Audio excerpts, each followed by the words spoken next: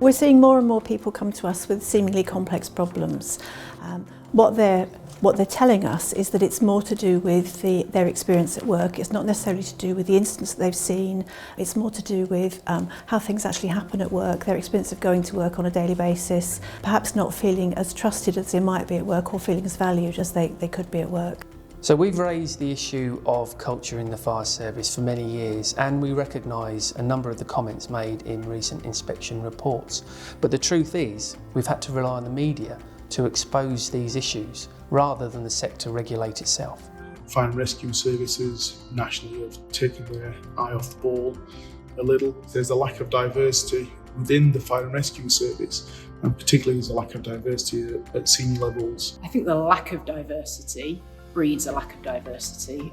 We have a saying, see it to be it, and currently the percentage of people from minority groups, women in the fire service is small.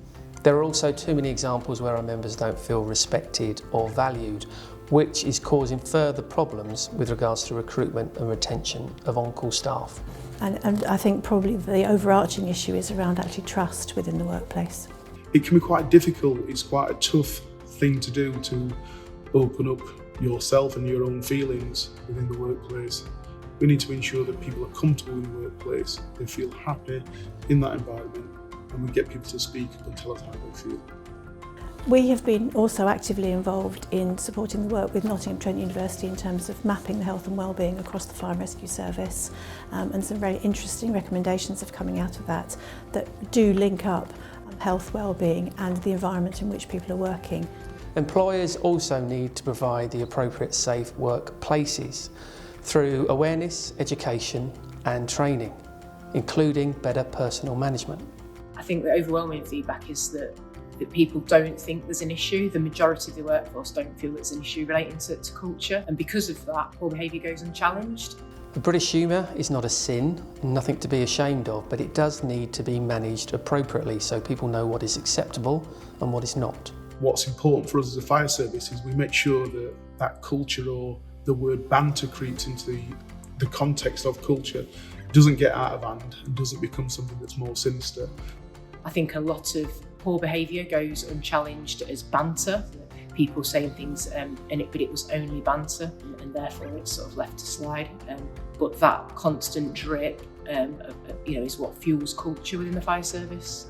Employees and managers need to know what good looks like, what isn't acceptable, and the impact of poor behaviour on individuals and teams.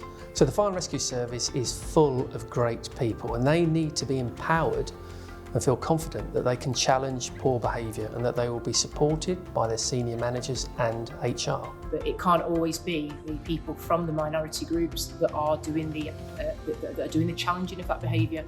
All people need empowering. Some of our beneficiaries have said that they have not wanted to raise any issues because they felt it might have an impact on their role. But I would say overall, I think there is a reduced stigma around talking about mental health issues across the Fire and Rescue Service.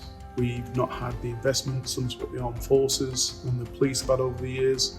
At the moment, with purse strings being tightened and budgets being cut, it's so important that EDI doesn't come at the bottom of the pile and the first thing to be cut, because the consequences of that will have knock-on effects for years to come. At a time where it is in the media, it's very much in the spotlight. We need our women and we need our minority groups to feel that they're being supported fully by their services.